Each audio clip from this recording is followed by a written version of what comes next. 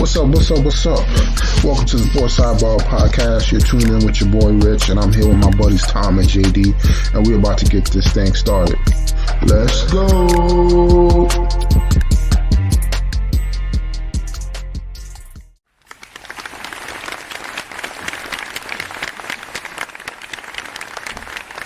All right, ladies and gentlemen. We got a brand new episode for everybody. Well, we're at 146 right now. How's everybody doing? Doing good, Rich. How you doing? Doing great, man. It seems like the weather's a little slowing down, man. Getting a little cooler out, so that means we're getting closer to football, man. About a week away, man. Yeah, it's well, not down here because it was hot and humid all week until this, getting the remnants of this hurricane. But other than that, looks like it's gonna be a real nice weekend. Humidity's dropping off, but yeah, it's gonna be hoodie time soon, and break out the outdoor fires and the s'mores and all that fun stuff. Getting football ready. Yeah, get the tailgating ready. Looking forward to checking out one of these Cincy games this season. So. Oh, you gonna go to one of the college games? No, not. Well, I'll be going to probably some of the college games, but pro games, I'll probably check out one. I got to see who they're playing. Yeah, Joey B was back at practice today. Yep. As long as he stays healthy, they're going to be in a good spot. I mean, they got the weapons to beat everybody. So. Yep. So I mean, let's get right into it, man. Since we're on the NFL, players not being available. Your boy Johnny T couldn't get a trade, so I mean he's still on PUP, but he'll be out for four games. You hear Chris Ballard came out today and basically said, like, we don't want to trade him. We don't want to get rid of him. Obviously, he's a good player. I think this running back thing is just coming to a head a little bit. And, with it just doesn't help when your owner comes out and starts talking about how, we're not basically we're not paying running backs. We can yank them out of the, 5th, 6th round, whatever, that we can just throw somebody in there. Right. But you got a guy like Taylor who's had, since his rookie season really has been pretty productive. I know he had a bit of a down year last year for him, but injuries and whatnot. But yeah, I mean, I think they're best suited to hold on to him and pair him up with Richardson and kind of figure that thing out. I mean, if they don't want to sign him at the end of the year, they don't want to sign him. But you heard rumblings of the Packers trying to get a hold of him and the Dolphins and whatnot. I think the guy's still a playmaker. Oh yeah. I obviously he'll be out for 4 weeks with the minimum 4 weeks with the PUP, but I'd expect him to come back healthy as ever after that because he's going to be playing for that next contract. Yeah. Then I'm hearing rumors that they're probably looking to get like Kareem Hunt or somebody to fill in while he's out for those 4 games. So that might be a nice little fantasy pickup as a free agent or something, in case you need another running back. But I mean, they'll hear this on Friday. It'll be too late. So, I mean, outside of that, I mean, your boy Trey Lance, he got traded to the Cowboys, and he said he was happy about it. It's going to give him a fresh start. I mean, hopefully he can make something out of his career, man, not be a bust. Yeah, I mean, it's going to go down as one of the worst trades of all time. San Fran giving up, I think it was 3 first-round picks. Mm-hmm. They showed what Miami turned it into. Yeah. It was like Tyreek, Tua, and something else. I mean, they got a whole load for Trey Lance. Yep. Sometimes it's a need for a fresh start, but my guess is if Kyle Shanahan can't get that guy right, I don't know. Maybe Mike McCarthy can. I don't know. I don't know. I mean, he has similar traits to Dak, but I mean, Dak had way more experience. The only thing, he's just lacking experience. So he's going to have to figure out some way how to get experience. I mean, who knows? Maybe Dak goes out and he gets to play some more. But I mean, going to be interesting to see what he puts out on the field because basically, I mean, he couldn't beat out Brock Purdy and your boy Sam Darnold. So I mean, that means he has to be bad at either reading defenses or something's off, on the mental side of the game. So yeah, for sure. And then I mean, outside of that, I mean, we had Hard Knocks that wrapped up the 4th episode. Good episode, man. I'm just a little sad. I mean, about the other news that came out about the guys that got cut. So we'll probably see that on next week's episode. Yeah, unfortunately, 2 of the guys that they've kind of covered pretty heavily in Cap and Tanzel Smith were cut yesterday. Tanzel's back on the practice squad already, which he's been up and down with the Jets and the practice squad for a few years. You said who? Smart or the Tanzel Smart? Yeah. Smart, yeah. But I'm happy he is, man, because he's busting his ass, man. He was doing good, man. And for him being a 7th year to be bouncing around like that, man, you kind of root for guys like that. So it's not easy, but fortunately, they do pay the practice squad guys fairly well now, which is good. yeah, I think 300,000. I mean, yeah, I think he's doing all right. I mean, it used to be again, all things relative. It was like I think they made like 75 grand for a year, Yeah, yeah. which is, I mean, for playing, being there for 4 months or 5 months. I know you have to do other things in the off season and whatnot, but still, Yeah. like, not a terrible thing to be getting paid to play sports, right? So, Oh no, definitely not. but yeah, you hope that when they kind of focus in on these kind of the borderline players that you get one of them that makes the team. Unfortunately, in the Jets case, they lost both of theirs. It does look like that Cap will not be returning to the practice squad. Dang, man. But I do like I like those receivers they let go. Which ones? Both of them. Was it Brandley or something like that? And those the other short guy. Yeah, I mean they love Gibson and Brownlee. So I mean I figured it would be hard for them to cut either of those guys. And then you got Garrett Wilson, Alan Lazard, Randall Cobb. So there's 5 guys right there.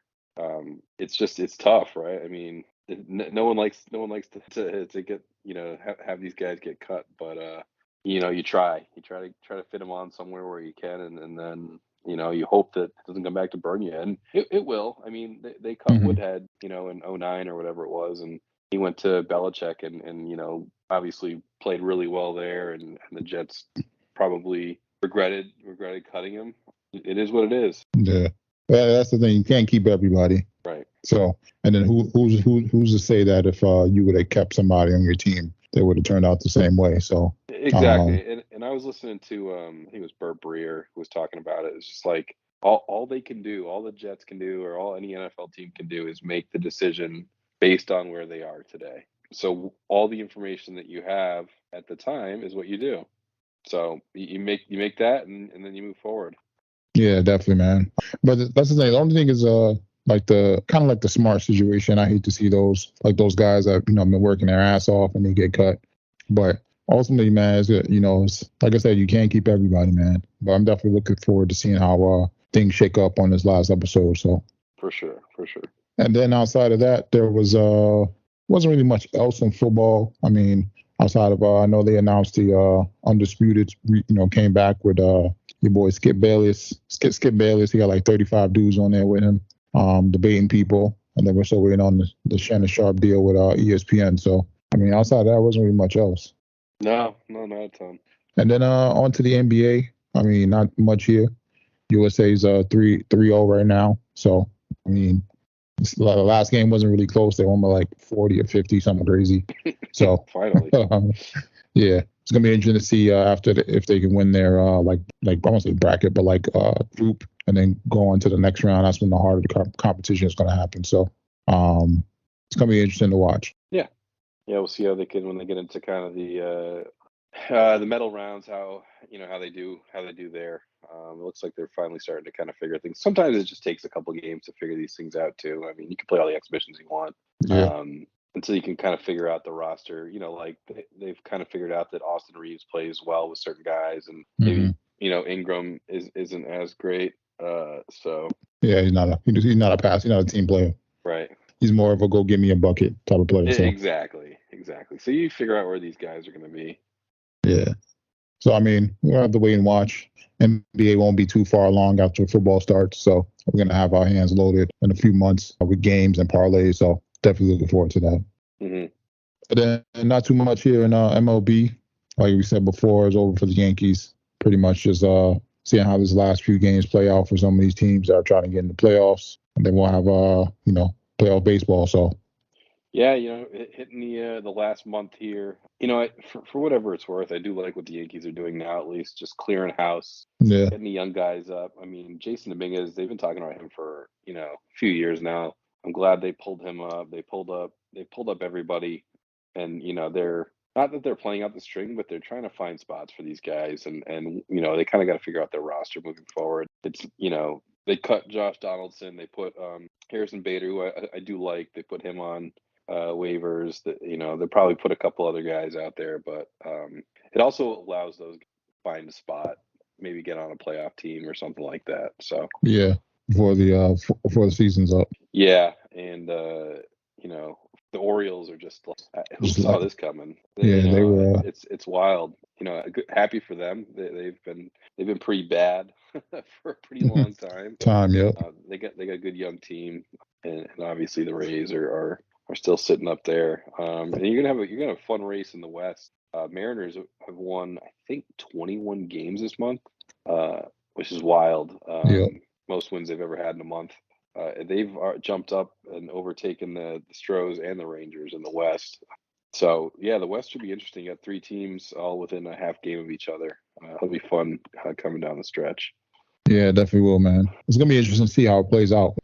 I feel like there's no. I don't. Well, outside the Rays, I mean, I feel like there's really no superior team. Is looking like in the NL, you get the Braves still kind of wrecking house. Just mowing down everyone that comes their way. I didn't realize Acuna had 60 stolen bases. I don't know how I missed that's that. a lot. Yeah, he's batting like 330 with 30 homers, and he's going to end up with over 100 RBIs, and he's going to have probably 70 stolen bases. Yeah, man, that's a remarkable feat to have, man. And he I think he's up there for MVP. Freddie Freeman, I think in his 12th year is having a hell of a season. And then Matt Olson, he's got 43, 44 home runs. So NL MVP is kind of wide open. But on the AL side, obviously they had I don't know if we didn't talk about it last week, did we? Shohei Ohtani. Well, not really. No, we didn't talk about him.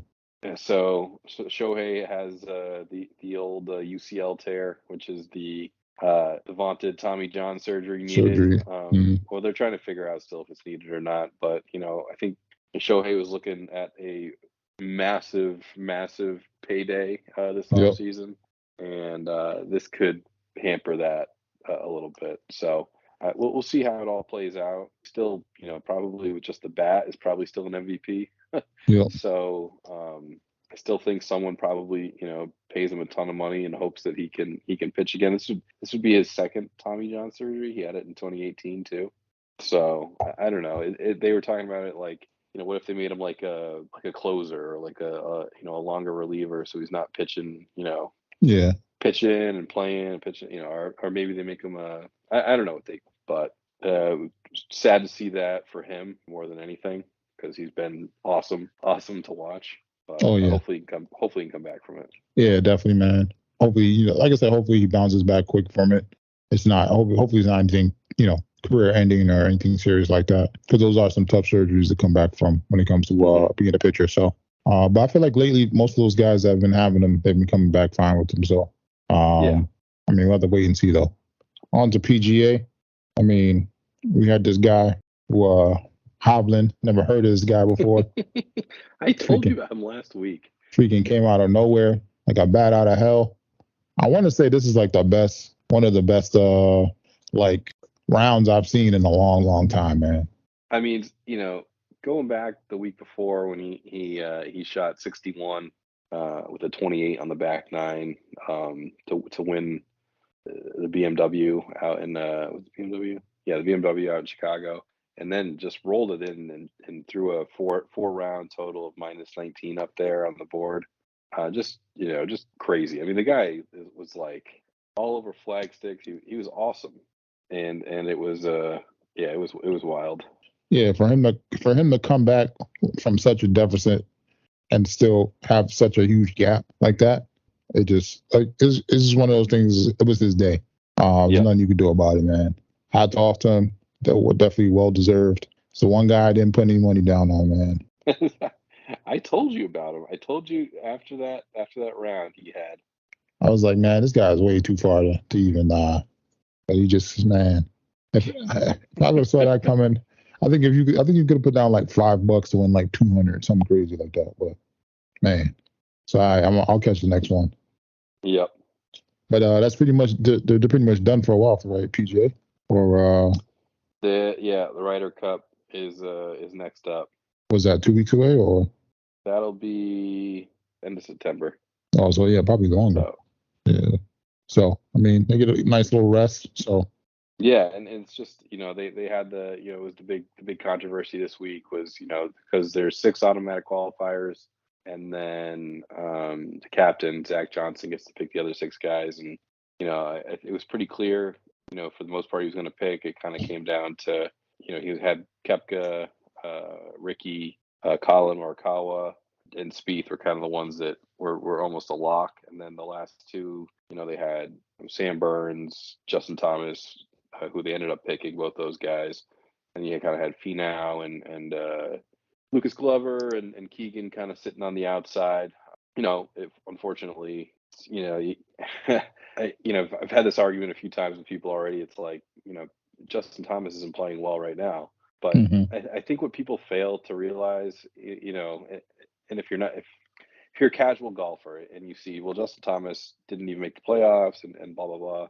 The guy is awesome in match play, and he's got a 16-5 record in between the President's Cup and the Ryder Cup. He's like the heart and soul of the team.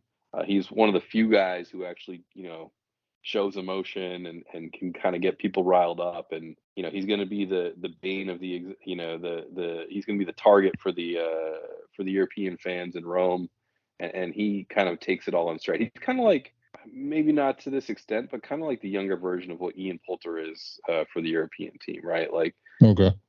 Poulter is kind of a lightning rod, and the American fans hated him, but he would always hit these big putts and big shots, and I think that's kind of where Justin Thomas is in these kind of events, and he plays so well with Jordan Spieth, and so I think some people are getting on Zach Johnson for making that pick, but I make that pick 100 times out of 100.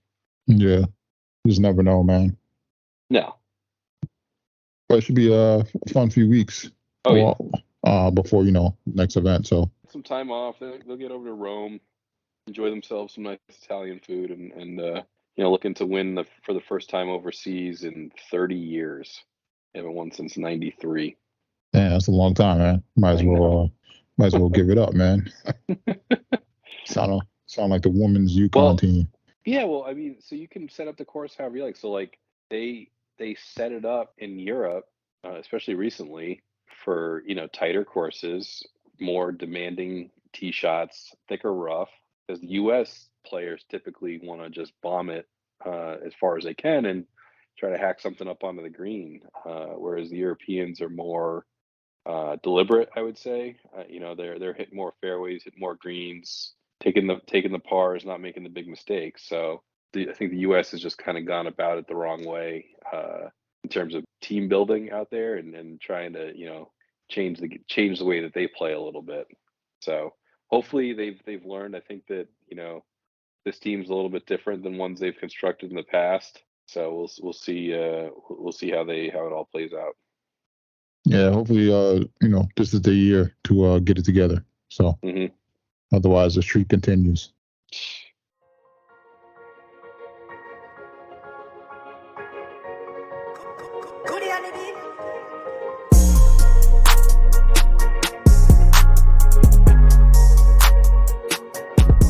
And then it's that time again, ladies and gentlemen. We got another edition of JD's Bites and Brew. What you got for us? All right. This week we got a sausage. Now that it's getting a little bit cooler. Okay. I'm gonna go with a sausage and potato soup. Okay. So this is pretty basic. I mean, the broth is low sodium chicken broth. So you get that in there. I couldn't find any ground sausage, so I took some chicken sausage, cut it up, and cut the casing off. Get that onto the stove to get it a little browned up. Took the potatoes, kind of cut them up, washed them, and got them in with the broth so they could cook down a little bit. Threw some onion in there, a little bit of cream, not too much. I wanted to keep it more of a brothy type soup. Okay. Kind of kept it pretty basic. Did some spices, some salt, pepper, garlic, a little bit of basil, oregano. Kind of just mix that all together. When the sausage was ready, put that in, let it simmer down, and yeah, just had a nice, pretty fairly plain and basic sausage soup. kicking off the soup season. I mean, there's nothing wrong with that, man. You can't go wrong, man. Top it with a little bit of shaved Parmesan. I mean, Good to go. that's the way to go, man. You got to get your nice little bread to dip it in. So all set, man. Oh yeah, I try to wait till the last second to get the bread because I like it nice and fresh. Yeah. Oh yeah, that's it. And it lasts longer too. So. Yeah. And then what'd you guys drink that down with? I know we had a banger last week, man. Yeah. So again, with fall season on the horizon here, actually going with a cider this week. Okay. It's from a place in Charlotte here called Red Clay Cider. I've seen a few of these around, but I figured, and I think I tried one of them before, but this was the first full pint I tried. So it was called a raspberry crumble. Okay. So it's similar, we've talked about the sours in the past, how they kind of have this kind of some of these pastry type sours. So this is kind of similar to that. It's a raspberry pastry cider, so it's got a ton of raspberry vanilla, kind of that graham crackery taste. They put caramel and then cinnamon. So it was really like you're kind of eating a dessert, but as opposed to like the sour there, I don't think that there was any lactose in there, so it wasn't like creamy. It was more, it still had that kind of that cidery lightness to it. So although it was sweet, it had the cinnamon, which I enjoyed. It wasn't like too heavy. I feel like sometimes you get the thicker sours, and it's like one of them, and you're like, ugh. Okay. It kind of sounds like a cheesecake kind of, like a cheesecake flavor. Yeah, very similar. Yep. So yeah, I went with that. Thought it was, I thought it was really good. I was impressed. I wasn't sure, kind of going in what I what I was going to get, but was pretty impressed with it. So I'd probably give it like a 7.7. Oh, that's good, man. It was good. I thought he was gonna fall off after that 9, man. Close to that 9, man. It was good. It would almost have, almost like if I had it like warmed up, I would be curious what it would taste like. You know what I mean? Like if it was like a hot wine type of deal. Interesting. Yeah. Maybe. But overall. I mean, it still sounds good, man. The flavor, like I said, the flavor sounds good. And when I was kind of getting the cheesecake vibe when you were saying it, so I'm glad the blend of flavors tastes good. So it wasn't like overly sugary or didn't leave a bad taste in your mouth. So definitely have to add that to the list as well, man. Yeah, good one. A good one to get.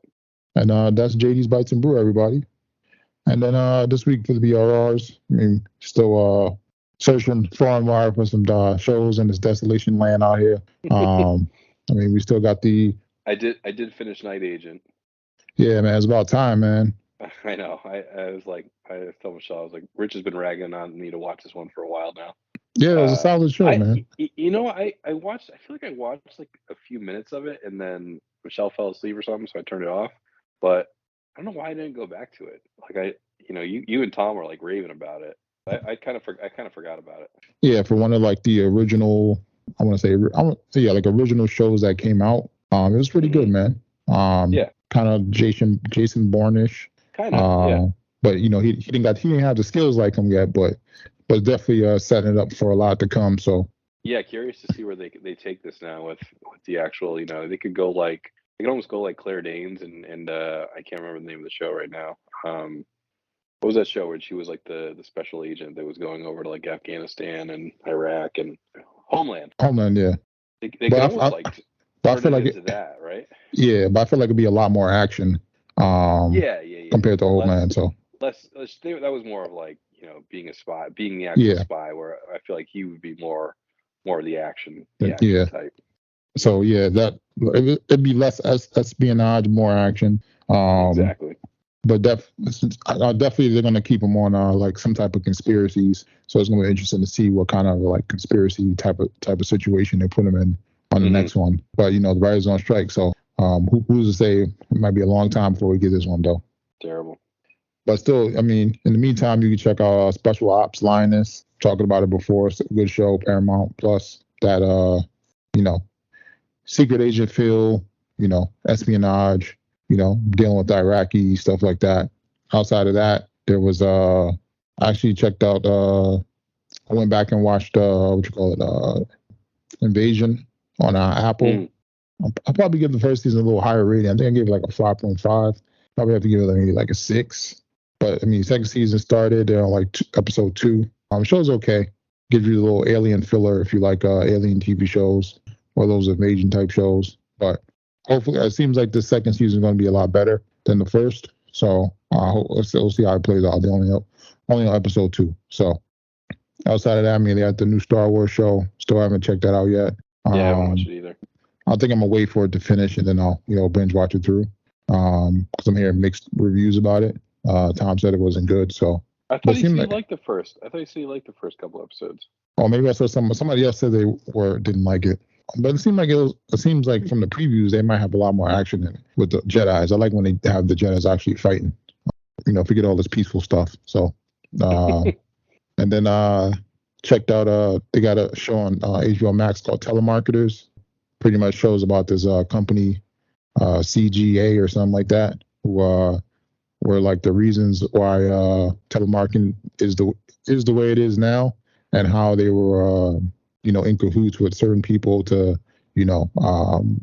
funnel money from people based off their so-called affiliations with the police department and other entities. So it's like an episodic show.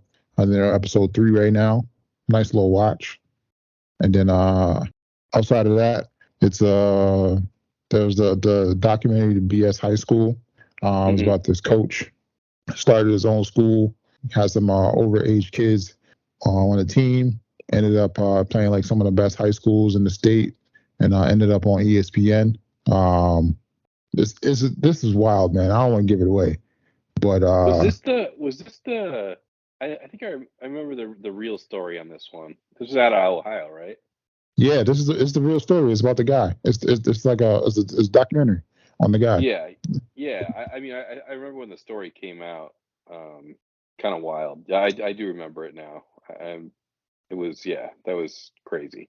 Yeah, they interviewed the guy and then the kids. I don't want to give it away, man, but it's crazy, man. Like this guy, this guy's made for TV. When you see the coach that put together the team, it's hilarious, man. But definitely check it out. It's like an hour. It's like an hour and a half. Definitely, it'll keep you glued when you're watching it. You're like, what the hell? I can't believe this. It's kind of funny too when you watch it. It's sad. I won't say sad, but it's like it's sad what happened as far as like the like what he did to the kids. Right. Because there's some other stuff behind it what he did, supposedly, right? Don't want to make any allegations. But there's a lot of stuff going on in that doc, man. It's crazy. They could definitely make this into a show, which is wild, man. I mean, outside of that, really wasn't much else. I mean, finished Temptation Island and Love Island. Those are reality trash TV shows. I'm looking for some new stuff to watch. You gotta watch. You should watch Righteous Gemstones. I think you'd like it. It's a good. I know we talked about it a couple times. It's worth the watch. Yeah, I'll definitely start that tonight, man. It's quick 30-minute episodes. It's pretty entertaining. Yeah, it has people I like on there too. So yeah, I'll definitely check that out tonight. And then I checked out that vampire movie. The last ship on the Dimitri or something. Pretty much, it's about like how Dracula was shipped from Russia to England on the ship. It's pretty much about the ship, him traveling on the ship. So I mean, we heard the story before, but I mean, they're setting it up for more. But I don't know if they're gonna get to it. It was okay. It was an okay movie. Not much. It's not much you can do with a vampire on the ship. No, you're kind of limited on what's going on. Yeah, so I mean, like I said, it was an okay movie. Definitely something you could check out. I'm gonna wait till Halloween as we get closer to October to watch. But I mean, as far as movies, there's not really much out there. Did you watch the Adam Sandler, the new one? What is it? You're not invited to my bar mitzvah or something? Oh no, I never heard of that one. Where's that on Netflix? It's a new one on Netflix. This came out, I think, end of last week. Okay. I haven't watched it yet, but I watched the preview, and talking to Michelle's sister, she said it was hilarious, and it's now Adam Sandler's like highest ranked movie on Rotten Tomatoes of all time. So And I'm it's curious. called you're not invited to my bar mitzvah. You're not invited to my bat mitzvah. It's about his daughter. I think his daughter is the star or the lead actress or whatever. I was just Oh, watch that this you are so not invited to my bat mitzvah. yeah, so that's the extra sauce on there. Okay. Yeah, a little extra sauce. It's got a 96% on Rotten Tomato. Oh damn, I'd definitely have to check that out. Um And she said it was hilarious. yeah, Throw that on the list. I just went to Netflix. They got some other stuff I might have to check out too. So yeah, but I mean, like I said, it wasn't really much else. I mean, as far as those, they have some movies I can probably watch like Barbie and Mhm. Oppenheimer, but I'll wait on those. I want not in the mood. I gotta be in the mood to watch those. There was the Indiana Jones, but I don't really remember the other one, so I'm probably not gonna watch that one.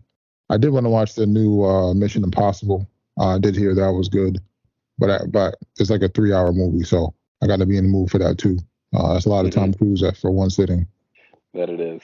And then the Equalizer 3, I think that came out today, so I'm gonna watch that in a few weeks. It's not really much else, man. Like I said, still looking for stuff in this desolate land, man. When do you think they're going to end this strike? Man, it'll probably be till middle of football season because once these pretty much I feel like all the stuff that's going to be coming out is stuff they already had written, right? Once once we get closer to the new year, I mean that's when the drought is going to happen, right? Where all these networks are like, all right, we ain't got nothing else to put out. I feel like they're either forcing rushing stuff out that they had, like they're emptying the tank. So pretty much once the tank is done, then now you got to really sit down and negotiate with the writers and actors on some of these royalties when it comes to streaming. But I'm sure it's still going to be in the favor of the companies, and they'll be complaining about it in a few years once the show does like almost 1 trillion views or something like that, and then you find out these guys didn't really get paid for it. So, but I mean, I feel like they're definitely going to need to get it done because it's going to be delaying all their other stuff, like all their other big shows that they want to get put out. So I know they're waiting on Stranger Things and a few other things. So you definitely don't want to have those waiting out to another 3-4 years. Now you're losing the fan base. People going to forget what the show's about. Yeah, I mean, it hurts everybody, right? It hurts the actors, hurts the writers. Obviously, the production companies probably don't feel as much of the pain, but it hurts the viewers, right? And especially it's tough. I feel like it's tougher for maybe the streaming services, like because it's easy for me to just go cancel Netflix, right? Like, okay, nothing's on Netflix, I'm just going to cancel it. Like, I'm not watching it. Whereas it's kind of like harder to cancel like my cable because I want to watch football or whatever, live sports or things like that. I don't really care as much about the network TV shows, but like I'm not going to cancel my YouTube TV because there's other things on there I want to watch. So yeah, I mean, I can only for me I can only do so much of the reality stuff. I know you love watching that 90 Day Fiance. I can watch maybe a couple episodes of that and then just like I'm like these people are so freaking stupid. It's unbelievable. Yeah, man. It's just like, but that's the thing. It's a weekly thing, so it comes on Sunday. I'll watch an episode like once a week. So it's not like I'm binging them. But ultimately, man, that's the only thing that's going to be keeping them afloat is the reality TV stuff. Once they empty the tank, unless they don't come to agreement soon. So it's definitely going to be interesting to watch. It's, for me, more so the contract, whatever they negotiate, because before they weren't even paying people for streams. So it's gonna be interesting to see if they put a monetary value on the actual stream compared to like if somebody goes to the movies, they buy a $20 ticket. $20 ticket is pretty much half of it goes to the theater, the other half goes to whatever the company is, and the company breaks it down based off of who's got royalties or. There's it's almost like there's too many fingers in the pie, right? Like because when the movie theater takes their cut or whatever it is, the movie theater's going to take some, they're going to send some to the production company, then the movie theater has to like they're paying for the film, they're paying for all their overhead or whatever, and obviously they're making money on food sales and other things like that, but like it's just like it just seems like it's spread way too thin. And you're really banking on like volume customers, right? Like just we're trying to get as many people in as we can so we can take these small margins and just amplify them. But Yeah, I get that it's where it's tough. I think you're right. I think they need to figure out the streaming thing, and I think that if you, as much as they don't want to do it, if you release these movies quicker to streaming, and then charge whatever you want to charge, I just think you'll get more business out of it because there's people like me who are like, I'm looking at like Oppenheimer, I want to see it, but like I'm not going to take my family to go see it. So if I go, it's going to be like me and Michelle, and she doesn't want to see it. So it's really me, and I'm not, probably not going to go by myself. So I'm going to wait for it to come out on TV, and then I'll watch it, whenever I can on TV. Yeah, but that's the thing. It's kind of like a double-edged sword, right? Because like It is. if you have like a kids movie, right, and you put it out online, let's say you charge $20, right, to watch it in a Yep. household, right? But compared to if you would have went to the 15 movies kids are and going to saw it, watch it. yeah, that's being if you went to the movies, right, you got 2 kids, right, you know Yeah. your wife, so I mean, the movie tickets were about $15-20, so that's Yeah. that's 100 compared to like 15. So I no, I mean, I understand. I understand why they do what they do, but I think if you bring it out streaming closer to that date where you have the people that are going to go to the movies, right? Like the Toms of the world who just like love going to the movies, right? And they love taking the kids to the movies and doing all that. They're gonna go no matter what, whether it's streaming or not. Whereas, like, I'm kind of like, I'll go if it's like something huge and something I want to see. But even then, I'm still like, I don't know. But if you gave me the option, like, say, you can go 2 weeks later, if it's one of those movies that I'm probably not going to go see in the movie theater, right? Like, there's a 95% chance I'm not going to see it. However, if on a Saturday night, my kids are like, oh, I want to watch this movie, I'd pay the 20-30 bucks to mhm. do it because I can just make my popcorn here and do the snacks here and Yep. don't have to lug them down to crack open my own beers here and it's just it's a little easier for me to stomach. Yeah. Well, it's going to be interesting to see because what's going to happen is like if they start going to like a simultaneously release where they're putting out in the movies and the like on digital, then Hmm. that's gonna be interesting to see how the numbers come back and what they negotiate on who gets paid what compared to a movie viewing compared to like a Yeah, digital release. and I don't even think you need to do it simultaneous. I think you could do it like a month after or something like that. Mhm. But Yeah, but if you tell me like this is going to be it's going in theaters for 6 weeks, and then it's going to be released for streaming after that, fine. I'm good with that. If I really want to see it, like Mario, when Mario came out, I wanted to see it, so I went to the theaters. If you said, like I don't know what another movie is, Oppenheimer, Barbie, or like mhm. tell me it's coming out 6 weeks later, I'm like fine, I'll wait for it because I wasn't going to go see it in movie theater anyway. So I don't know. It's tough. Yeah, what I think is going to happen is then now we're going to have to worry about the movie theaters because what's going to happen is now movie theaters going to say, hey, y'all putting all this out on digital. How about we lower the splits where we're giving you like Sure. a 70 Yeah. 30 or a 60 40. Hmm. Now the movie networks are like, maybe we will put it in the movie theater now because we get a little more. So it's going to be, that's what I said, it's going to be an interesting whole little play out scenario to see how what dominoes fall. But hey, I'm going to be watching on my Fire Stick at home. I'll wait for it to come I out. was gonna say this doesn't affect you at all, so No. But hey, but the main thing is I just want them to put out quality stuff. sure. I feel like it's a lot of stuff that's not the best quality out there, but we have to wait and see, man. Then I think that's pretty much it, man. I don't got anything else. That's all I got. All right, ladies and gentlemen, until next time. Till next time, Rich. I want to thank y'all for rocking out here on the Sports Sidebar Podcast. Give y'all something to ride out on.